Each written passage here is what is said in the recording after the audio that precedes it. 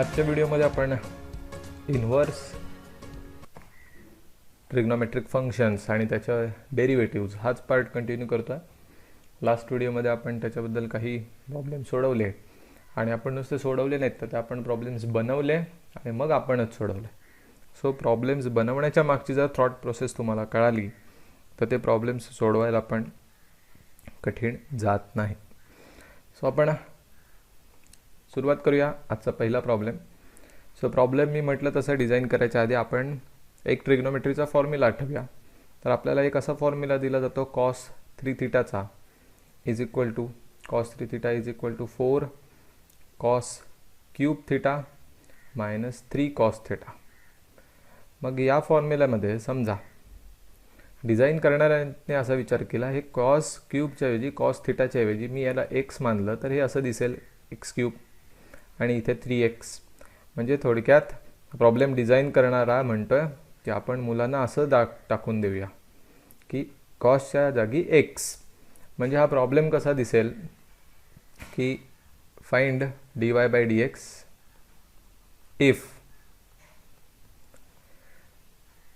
y is equal to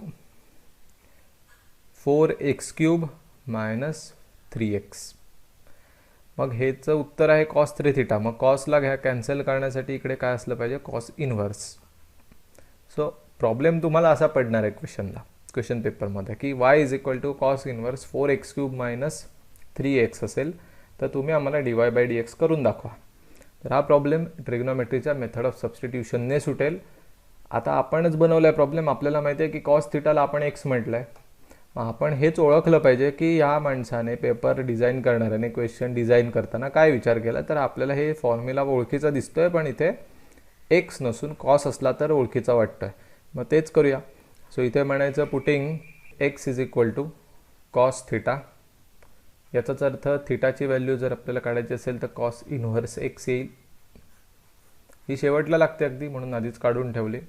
problem आता बघा कसा बदलेल. y is equal to cos inverse ब्रॅकेटमध्ये 4 एक्सच्या जागी कॉस थीटा टाकलं तर कॉस क्यूब थीटा होईल मायनस 3 कॉस थीटा असं दिसेल. So y is equal to हा बाहेर कॉस इन्व्हर्स तसाच आणि हा सगळा फॉर्म्युला कोणासाठी लागू पडतोय कॉस 3 थीटासाठी. सो आतमध्ये कॉस 3 थीटा लिहिला. So therefore y is equal to cos inverse आणि कॉस कॅन्सल होऊन नुसतं राहील 3 थीटा. आता 3 थीटाचं डेरिव्हेटिव्ह घ्यायला गेलो तर गडबड होणार बिकॉज आपल्याला dy बाय डी थीटा मिळेल. मग आपल्याला dy बाय dx पाहिजे.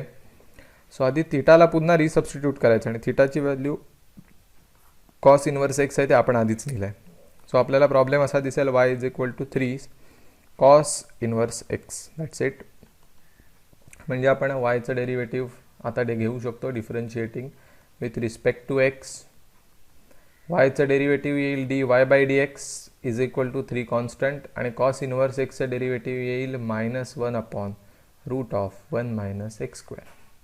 So final answer is dy by dx is equal to -3 whole divided by 1 minus x square. That's it. So this is your final answer.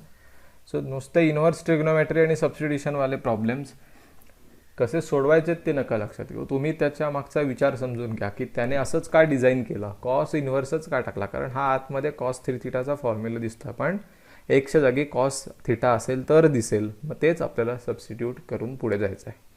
That's it. लिहून घ्या समजून घ्या. आपण पुढच्या प्रॉब्लेमकडे वळूया. सेकंड प्रॉब्लेम आजचा.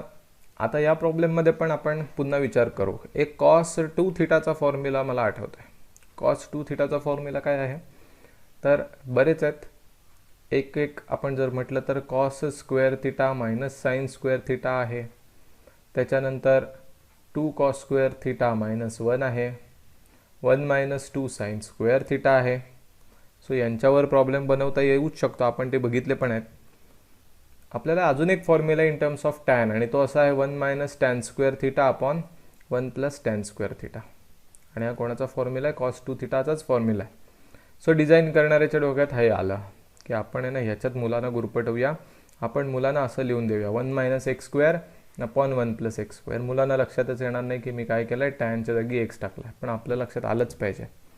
आता दुसरं कसं लक्षात येणार, बरं हा फॉर्म्युला कॉस 2 थिटाचा आहे, मग कॉसला कॅन्सल होण्यासाठी त्याने इथे कॉस इनवर्स टाकलेला असेल. सो हीच हिंट आहे की इथे जर हा कॉस इनवर्स म्हणतोय म्हणजे आतमध्ये कॉसचं काहीतरी आलं पाहिजे.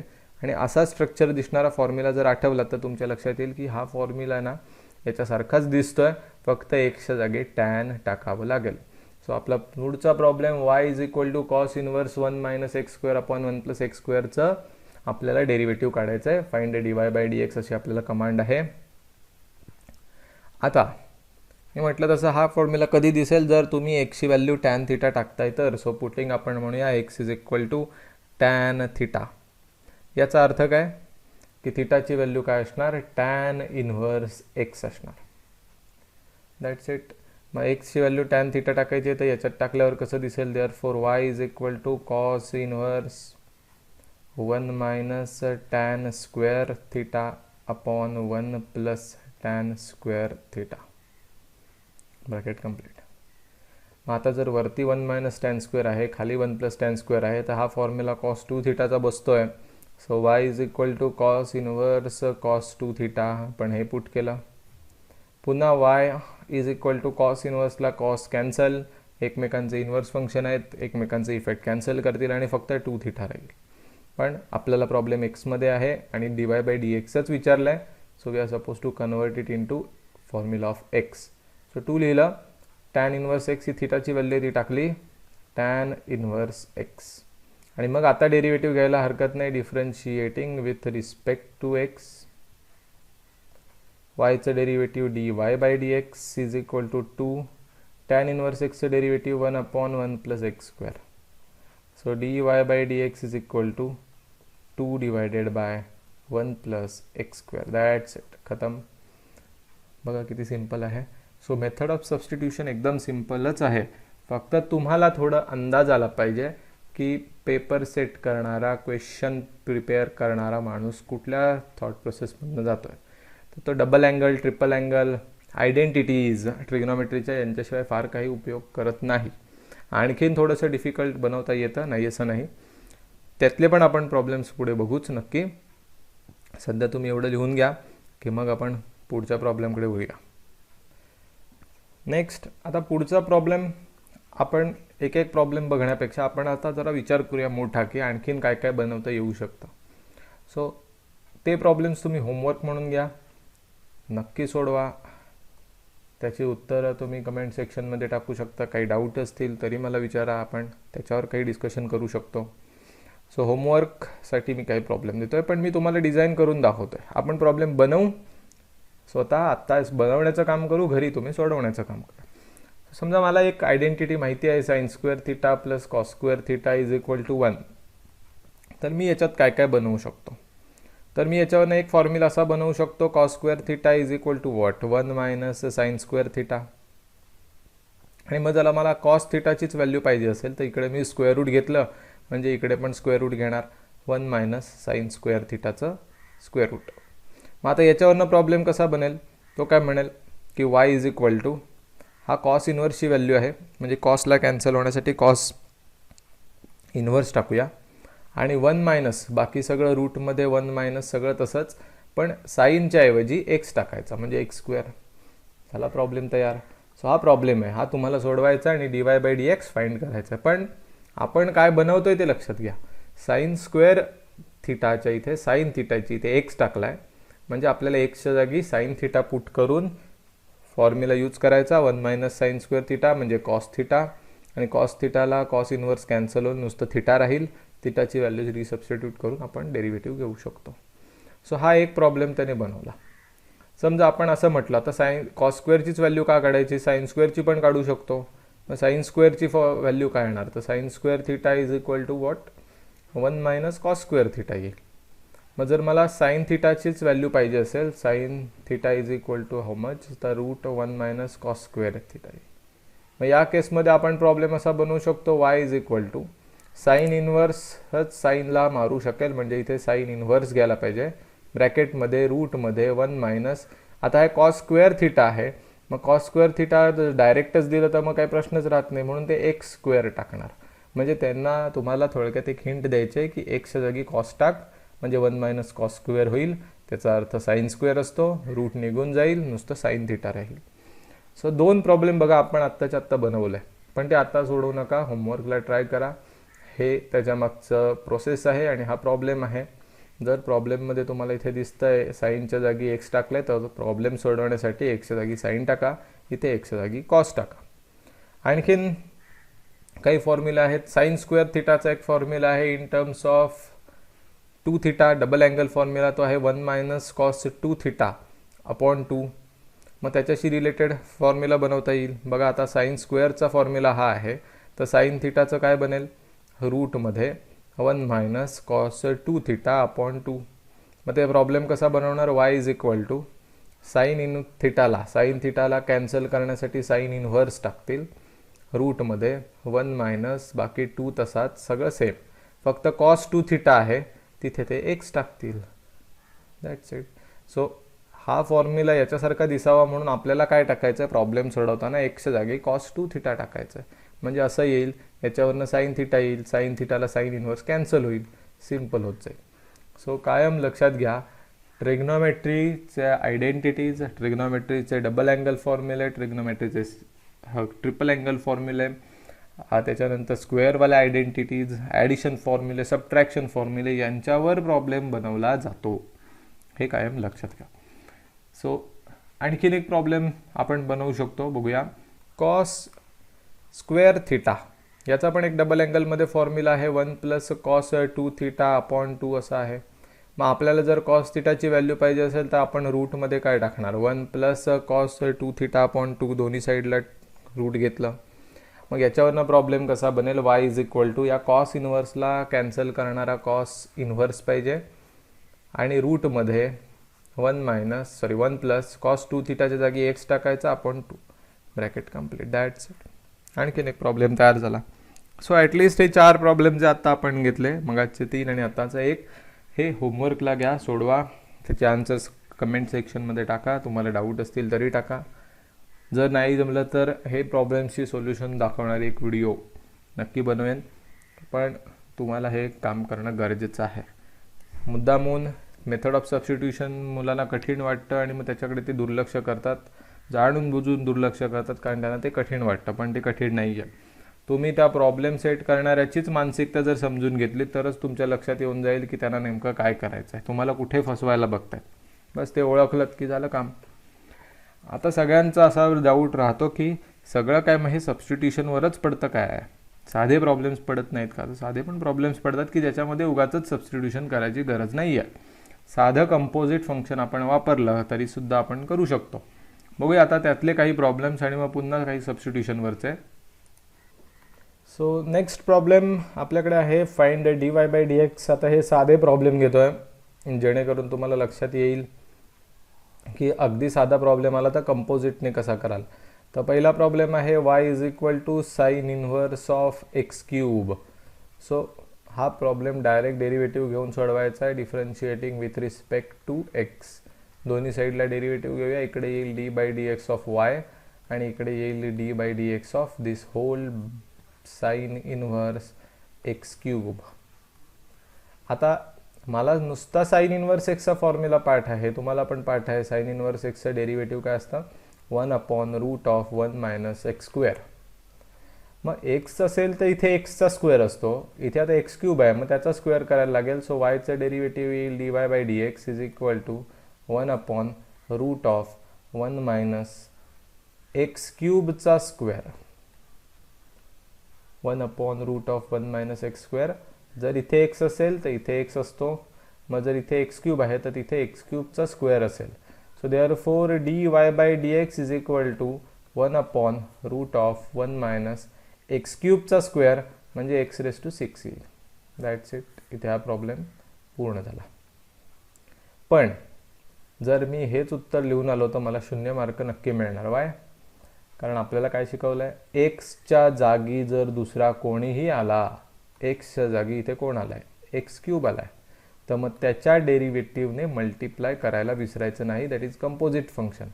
So multiplying by derivative of x cube so आपला आत्ता आन्सर पूर्ण होईल dy by dx is equal to 1/√1 minus x raise to 6 into x क्यूबचं डेरिव्हेटिव्ह येईल 3x². So dy by dx is equal to finally आपल्याला उत्तर मिळालं 3x² divided by √1 minus x raise to 6 bracket complete. That's it. इथे आपलं उत्तर पूर्ण झालं. म्हणजे असं नाही आहे की फक्त सबस्टिट्यूशननेच सुटतात इन्व्हर्सवाले प्रॉब्लेम, असे साध्या पद्धतीने पण सुटतील. फॉर्म्युला पाठ ठेवा. जर इथे एक्सच्या बदली कोणी आलं असेल तर त्याचा स्क्वेअर करा, पण त्याच्या डेरिव्हेटिव्हने पुन्हा मल्टिप्लाय करावंच लागेल. क्लिअर? लिहून घ्या. आपण पुढच्या प्रॉब्लेमकडे वळूया. Next problem similar, find dy by dxच म्हटलंय आणि पुन्हा आपल्याला तसंच सांगितलंय की y is equal to sine inverse 2x आम्हाला दिलेला आहे, तर तुम्ही डेरिव्हेटिव्ह घेऊन दाखवा. No problem. सो पहिल्यांदा मी डायरेक्ट म्हणणार differentiating with respect to x. दोन्ही साईडला डेरिव्हेटिव्ह घेऊया. इथे येईल d by d x of y, इकडे येईल d by d x of sine inverse 2x. That's it. वायचं derivative d y by d x येईलच. साइन इनवर्स 2x डेरिव्हेटिव्ह पुन्हा तेच साइन इनवर्स एक्सचं डेरिव्हेटिव्ह आठवलं, ते आहे 1/√1 मायनस x². मग जेव्हा इथे x असतो तेव्हा इथे x चा स्क्वेअर असतो. मग इथे जर 2x असेल तर त्याचा स्क्वेअर होईल. सो 1/√1 मायनस 2x चा स्क्वेअर, पण इंटू एक्सच्या बदली आलंय 2x. सो त्याच्या डेरिव्हेटिव्हने मल्टिप्लाय करावंच लागेल. सो फायनली आपल्याला मिळालं dy by dx is equal to 1/√1 minus 2x आहे. 2x मीन्स त्याचा पॉवर पुन्हा 2 म्हणजे 2x होईल, किंवा आपण काय करू, हा स्क्वेअर 2ला देऊन टाकू म्हणजे 4x होईल. आणि 2xचं डेरिव्हेटिव्ह आठवा. 2xचं डेरिव्हेटिव्ह म्हणजे थोडक्यात ax डेरिव्हेटिव्ह, ते आहे ax इंटू लॉग a. मग इथे फक्त एच्या जागी 2 आला आहे. कॉन्स्टंटच्या जागी कोणी आला तर आपण काही कंपोजिट वापरत नाही. एक्सच्या जागी x आहे, दॅट्स इट. सो 2 फक्त टाकायचं आहे. 2x into log 2. जिथे a आहे तिथे 2 टाका की विषय संपला. इथे उत्तर पूर्ण झालं. फक्त जरा नीट लिहूया. dy by dx is equal to न्यूमरेटरला दिसेल 2x into log 2 whole divided by 1 minus 4x. खतम. That's it. इथे आपला डेरिव्हेटिव्ह हा पार्ट पूर्ण झाला इन्व्हर्सचा. म्हणजे सिंपल आले तर सलग सोडवायचे आहेत, आणि जर काही ट्रिग्नोमेट्रिक फॉर्म्युले वापरून सोडवायचं झालं तर तसे पण सोडवू शकतो. आपण ते पण पुन्हा बघू. आधी सध्या साधे सोपे प्रॉब्लेम्स बघूया. आणखीन एक बघूया की जो डायरेक्ट मेथडने सोडवता येऊ शकेल. ठीक आहे. Next problem is y is equal to cos inverse 1/x². See पुन्हा किती सिंपल आहे. 1/x² आलं एक्सच्या बदली, हरकत नाही. फक्त आता कॉस इनवर्सचा फॉर्म्युला आठवायला पाहिजे. कॉस इनवर्सचा फॉर्म्युला सेम साइन सारखाच असतो, 1 - x², फक्त वरती मायनस असतं. चालू करूया. इथे म्हणणार differentiating with respect to x. दोन्ही साईडला डेरिव्हेटिव्ह घेऊया. D by d x of y, इकडे पण घेऊया d by d x of cos inverse 1/x². So वायचं डेरिव्हेटिव्ह येईल dy by dx is equal to cos inverse 1/x²चं येईल 1 ते पण -1/√. जर इथे x असेल तेव्हा इथे x चा स्क्वेअर असतो. मग इथे जर 1/x² असेल तर इथे 1/x²चा स्क्वेअर येईल, पण इंटू 1/x² आहे म्हणजे त्याचं डेरिव्हेटिव्हने मल्टिप्लिकेशन केलंच पाहिजे. So into derivative of 1/x². Right. आता पुढे विचार करूया. So dy by dx is equal to मध्ये मायनसवरती तसंच रूटमध्ये. आता x²चा स्क्वेअर म्हणजे x⁴ होईल 1 - 1/x⁴. क्लिअर. आता हे झाल्यावर पुढे काय, इंटू याचं डेरिव्हेटिव्ह घ्यायचं आहे. त्याच्या आधी मी काय करतो, हा खाली x² आहे त्याला वरती आणतो म्हणजे तो येईल x⁻². अजून डेरिव्हेटिव्ह नाही घेतला. x⁻² खाली आहे, वरती आल्यावर x⁻² होईल. आणि मग मी x⁻, इकडे लिहूया x⁻n फॉर्म्युला त्याला वापरायचा प्रयत्न करेन. पण त्याच्या आधी इथे थोडंसं क्रॉस मल्टिप्लिकेशन करूया. -1 मध्ये x⁴ ने 1ला मल्टिप्लाय केलं, x⁴ मध्ये -1/x⁴ इंटू आता एक्स रेस टू मायनस टूच्या डेरिव्हेटिव्हने आपण मल्टिप्लाय करतो, मग एक्स रेस टू एनचा फॉर्म्युला तो वापरायचा आहे. एक्स रेस टू एनच्या फॉर्म्युलामध्ये कसं होतं, हा -2 असतो तो पुढे येईल आणि एक्स रेस टू -2मधनं 1 वजा होईल. सो फायनली -1 अपॉन रूटमध्ये एक्स रेस टू 4 -1 तसंच लिहितो अपॉन एक्स रेस टू 4चं स्क्वेअर रूट घेतल्यावर x² येईल इंटू -2 ॲज इट इज आणि एक्स रेस टू किती होतील, हे -3 होतील इज इक्वल टू, हा खाली x² आहे वरती जाईल तो सगळ्यात x² होईल. हे मायनस मायनस पॉझिटिव्ह होतील 2 आणि हे एक्स रेस टू -3 आहेत, खाली घेतले तर त्याला एक्स रेस टू 3 होतील अपॉन डिनॉमिनेटरला रूट एक्स रेस टू 4 -1 तसेच राहणार आहेत. म्हणजे आपण हे रूट तसंच ठेवलं, हा जो डिनॉमिनेटरच्या डिनॉमिनेटरला आहे त्याला वरती टाकलं, मायनस मायनस प्लस करून घेतलं, 2 लिहिला, एक्स रेस टू -3ला पुन्हा डिनॉमिनेटरला टाकला. याचा एक फायदा असा होईल, इकडचे x² आणि इकडचे 2 x² कॅन्सल होतील, एकच x राहील. सो फायनली न्यूमरेटरला बघा 2 राहिला, हा एक x राहिला आणि root x raise to 4 -1. So थोडंसं कॉम्प्लिकेटेड झालं, पण तरी ठीक आहे, आपल्याला डायरेक्ट फॉर्म्युला वापरून सुटलं, उगाच सबस्टिट्यूशन वगैरे काही वापरावी लागली नाही. सो असं अजिबात नाही आहे की इन्व्हर्सचा प्रॉब्लेम आला की डेरिव्हेटिव्ह घेताना तुम्हाला सबस्टिट्यूशनच करावी लागते. तुम्ही कधी कधी असं साध्या पद्धतीने पण सोडवू शकता, डायरेक्ट फॉर्म्युला वापरून पण सोडवू शकता. बऱ्याचदा मुलांना शंका असते की डायरेक्ट फॉर्म्युला मग कशाला पाठ करायला दिलेलं, तर ते पण उपयोगाचे पडतात अशा ठिकाणी, सिम्पल गोष्टींच्या ठिकाणी. अदरवाईज आपण इन्व्हर्सचे जास्त करून प्रॉब्लेम हे मेथड ऑफ सबस्टिट्यूशनने सोडवतो, पण फक्त सबस्टिट्यूशनच पडेल असं नाही. सो लिहून घ्या, समजून घ्या आणि आपण पुढच्या प्रॉब्लेमकडे वळूया. पुन्हा एकदा आपण वळूया. Problems by using trigonometric identities, by using double angle formula, triple angle formula, by method of substitution and so on. ठीक आहे, सो लेट स्टार्ट. आता बघा, एक प्रॉब्लेम एकदम सिंपल आहे. y इज इक्वल टू असं विचारलं आहे, कॉस इन्व्हर्स साइन 4x. हा आपण डायरेक्ट फॉर्म्युला वापरून पण सोडवू शकतो, पण त्याच्यापेक्षा जास्त सोपं राहतं थोडंसं ट्रिग्नोमेट्रीचं नॉलेज यूज केलं तर. आता एक लक्षात आलं, इथे साइन इन आतमध्ये आहे आणि कॉस इन्व्हर्स आहे बाहेर, हे काही एकमेकांना कॅन्सल करू शकत नाहीत.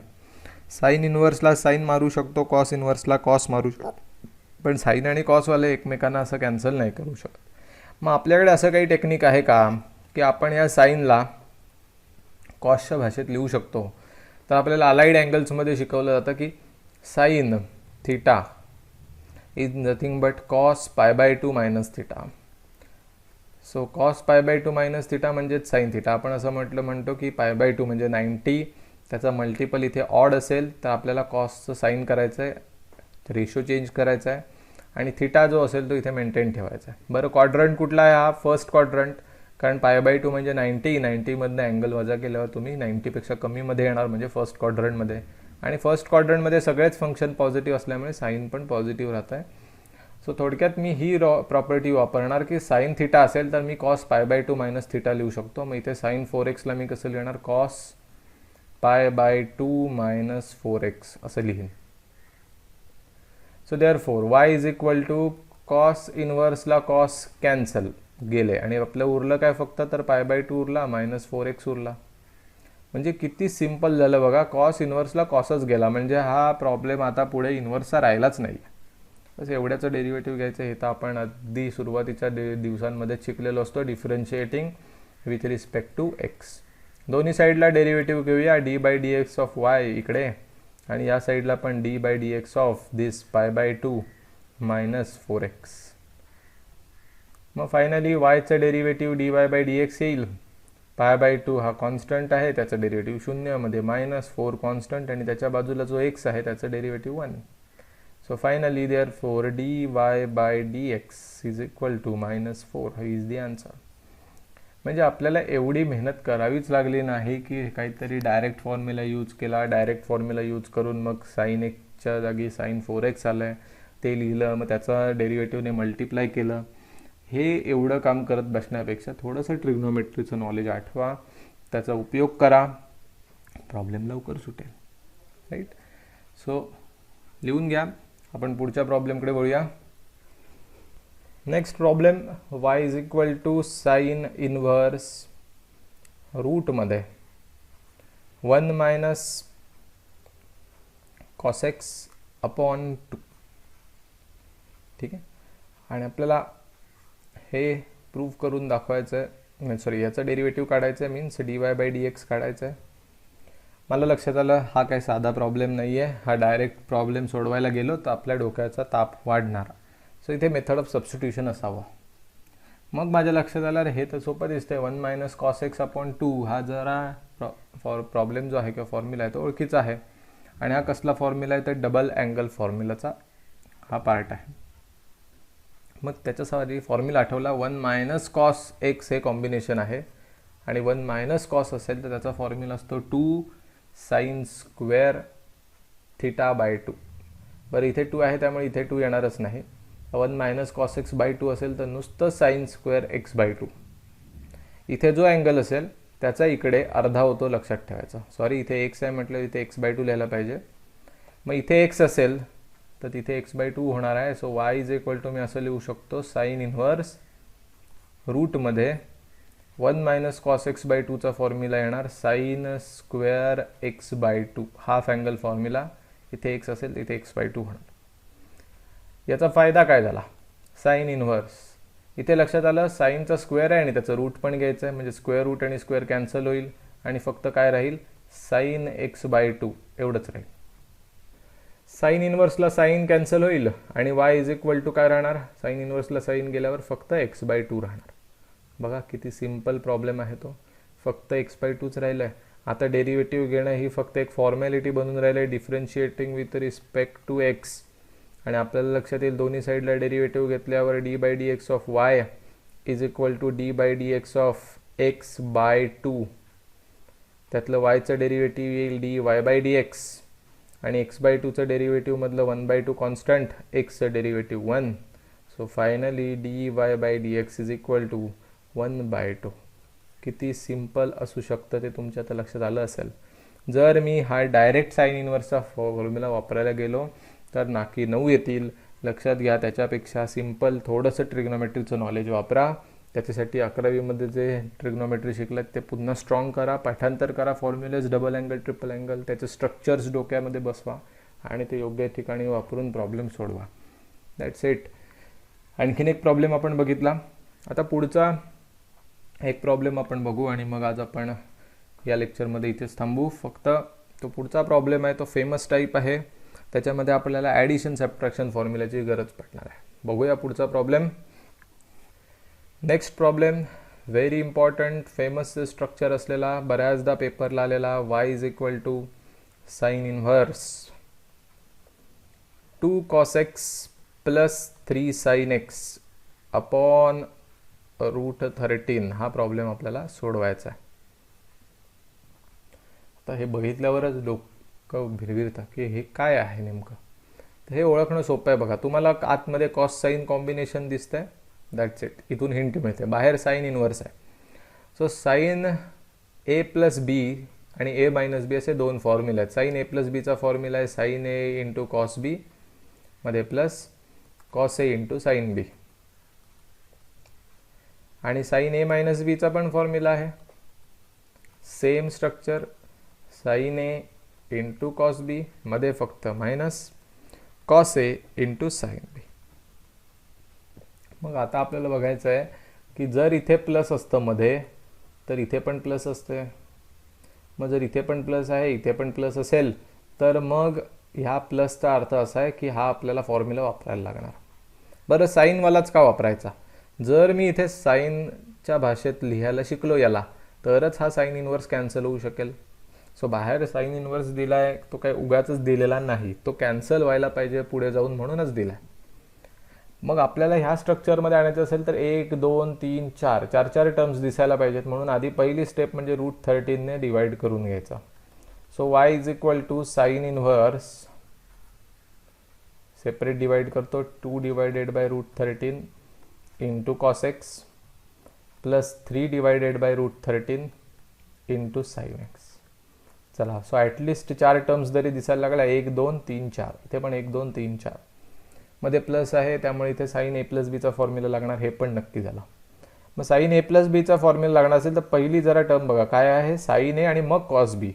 मग हा कॉस तर आहे, याचा अर्थ हा जो बाजूचा इथे दिसतोय 2/√13 ह्याला काहीही करून साईन सारखं दिसायला दाखवलं पाहिजे किंवा तो दिसला पाहिजे. मग दिसत नाही तर आपण डायरेक्ट दाखवायचा. सो आपण डायरेक्ट एक सबस्टिट्यूशन करायचे आपल्याला हवं आहे ना, म्हणून putting sine theta is equal to 2/√13. हे कोणी मला सांगितलं, मला वाटलं मी लिहिलं डायरेक्ट. का लिहिलं असं? कारण मला हा नंबर साईन सारखा दिसायला पाहिजे. का दिसायला पाहिजे? तरच हे असं दिसेल आणि मग मी हा फॉर्म्युला वापरू शकतो म्हणून. मग असं अलाउड आहे का? तर बिलकुल अलाउड आहे, कारण हा 2/√13 कॉन्स्टंट आहे, साईन थिटा पण कॉन्स्टंट आहे. मग मी वाटेल ते म्हणेन. मग एखादा म्हणेल मी कॉस म्हणेन, अरे म्हण कॉस. कॉस म्हटलं तर फॉर्म्युला तुझा वेगळाच वापरायला लागेल. आपण साईनच का म्हणतोय? कारण आपल्याला हे स्ट्रक्चर असं मिळवायचं आहे म्हणून. मग आता sine theta is equal to 2/√13 आपण पुट केलं. मग 3 साठी काय करायचं? कॉस म्हणायचं का? मग कॉस म्हणायचं, मग असं आपण वाटेल ते म्हणू प्रत्येक वेळेला. तुम्हाला सबस्टिट्यूशन करायला एकाला अलाउड आहे, त्याप्रमाणे दुसऱ्याची व्हॅल्यू तुम्ही काढा आणि टाका. सो याला आपण काय म्हणायचं ते आपण म्हणणार नाही आहोत, आपण प्रूव्ह करून दाखवणार आहोत. याला आपण काय म्हटलं? Sine theta. आता दुसरी टर्म बघा, इथे कॉस असलं पाहिजे. सो याला आपल्याला कॉस थिटा म्हणायचं आहे, पण ते कॉस थिटा म्हणायचं नाही आहे, आपण काढून दाखवायचं की कॉस थिटाची व्हॅल्यू हीच असणार आहे. सो म्हणून ते करून दाखवायचं की वी हॅव साईन थिटा. तुम्हाला माहिती आहे की sine square theta plus cos square theta is equal to 1 असतं. साईन थिटाची व्हॅल्यू आहे 2/√13. ते टाकलं आपण ब्रॅकेटचं square plus cos square theta is equal to 1. 2/√13 bracket square केलं म्हणजे 1/13 plus cos square theta is equal to 1 येईल. देन हा 4/√ म्हणजे 13 जो आहे तो तिकडे जाईल. Cos square theta is equal to होईल 1 - 4/13. So cos square theta is equal to, cross multiplication केलं तर 13 - 4/13. So we got cos square theta is equal to 9/13. But we are interested in cos. So जर आपण cos theta घेतलं म्हणजे square route घेतलं तर 9चं square route 3 आणि √13चं √13. So मी म्हटलं होतं बघा, मी याला म्हटलं, हे मी ठरवलं की याला साईन म्हणायचं. ॲटोमॅटिक आपल्याला जो हवा आहे तो रिझल्ट इकडे मिळाला की 3/√13ला आपल्याला आता ऑफिशियली अलाउड काय आपण म्हणू, परमिशन मिळाली की cos theta is equal to 3/√13 म्हणू शकता किंवा 3/√13ला कॉस म्हणू शकता. सो आपल्याला ऑफिशियल आता ते झालं. आपण म्हटलं नाही आहे, हे आलं ॲटोमॅटिक. मग आता प्रॉब्लेम चेंज कसा होईल बघा. वाय इज इक्वल टू हा साईन थिटा, सॉरी आधी साईन इन्व्हर्सला विसरलो मी, साईन इन्व्हर्स असला पाहिजे तो बाहेरचा. सो साईन इन्व्हर्स ब्रॅकेटमध्ये हा जो पहिला 2/√13 दिसतोय त्याला साईन थिटा म्हणा, बाजूला कॉस एक्स आहेच, प्लस 3/√13 आहे त्याला कॉस थिटा म्हणायला आता तुम्हाला परमिशन आहे, आणि बाजूला साईन एक्स आहे. That's it. एवढं जर काम झालं पूर्ण तर आपलं जवळपास सगळंच काम झालं. So y is equal to sine inverse, हा अख्खाच्या अख्खा फॉर्म्युला कोणाचा बसतोय? याच्यामध्ये बसतोय. पण जर इथे ए आणि बी असेल तर इथे A + B लिहितोय. इथे थिटा आणि एक्स आहे म्हणजे आपण असं लिहू शकतो sine theta plus x. Finally y is equal to sine इन्व्हर्सला साईन कॅन्सल होईल आणि थिटा प्लस एक्स एवढंच राहील. आता मला सांगा याचं डेरिव्हेटिव्ह. अरे पहिलीतलं पोराला शिकवलं तरी ते लिहिल, आपल्याला काय कठीण आहे. Differentiating with respect to x म्हणायचं, दोन्ही साईडला डेरिव्हेटिव्ह घ्यायचं. d/dx of y is equal to d/dx of this whole term theta plus x. So वायचं derivative dy/dx is equal to theta हा कॉन्स्टंट आहे, कॉन्स्टंटचं डेरिव्हेटिव्ह 0, एक्सचं derivative 1. So final answer is 1. बघा हा MCQला फेमस असणारा टाईप आहे आणि तो का आहे त्याचं लक्षात घ्या. उत्तर कसं आलं आहे बघा, त्याचं 1 आलं आहे फक्त. म्हणजे ऑप्शन्स लिहायला द्यायला सोपं असतं. ऑप्शन्समध्ये मुलं सोडवून न बघता डायरेक्ट चूज करायला जातात. ऑप्शन्स कसे असतात 1, 0, -1, 2 वगैरे असे. सो हा जास्त करून MCQचा आवडतीचा टाईप आहे. एक्झाम्सनं तुम्हाला एंट्रन्स एक्झाम्सना हा टाईप बघायला मिळू शकतो. आणि हा फक्त कशाने सुटणार आहे? Sine A + B, sine A - B, cos A + B, cos A - B. तर असले सगळे प्रॉब्लेम्स तुम्हाला इझिली करता येऊ शकतात. राईट. नाव हा झाला आजचा पार्ट.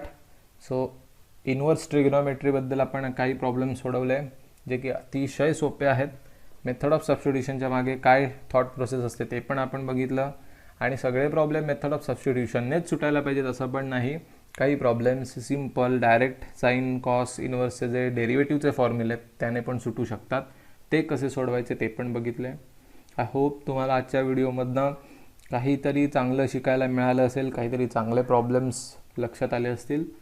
असाच अभ्यास करत राहा. आज आपण इथेच थांबू.